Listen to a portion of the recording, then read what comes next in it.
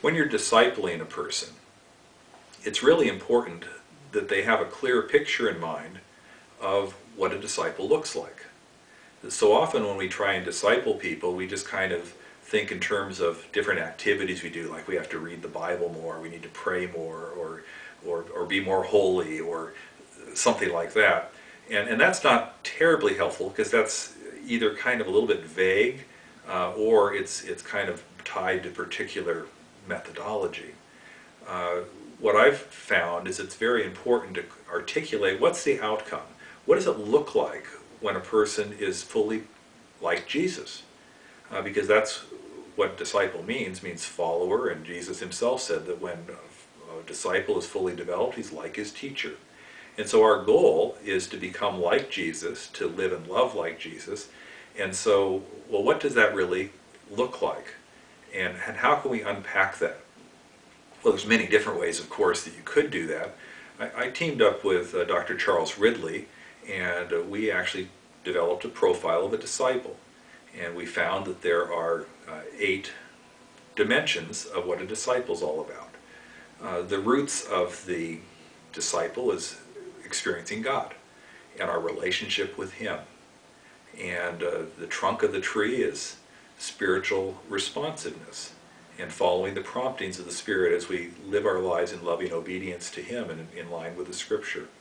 And then out of that, there's like 5 branches of the fruit of a disciple, such as generous living, or sacrificial service, or making other disciples, personal transformation, and authentic relationships. And as we live in community with other followers of Jesus in that kind of a way, then we have a community transformation that actually happens. We impact the society around us and the surrounding region, both locally as well as globally, and contributing toward positive change that makes life better for people, and also brings further spiritual transformation in the advance of the gospel and the multiplication of new groups of Jesus followers.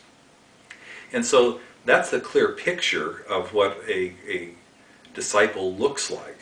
And it's certainly not the perfect picture, but it's certainly a good, clear target. And in my opinion, as you take a look and study that, if we actually lived 80% of what was there, our world would be a lot better place, and there'd be a lot more followers of Jesus out there, and we would be more transformed in our growth as we journey with others on mission with Jesus together.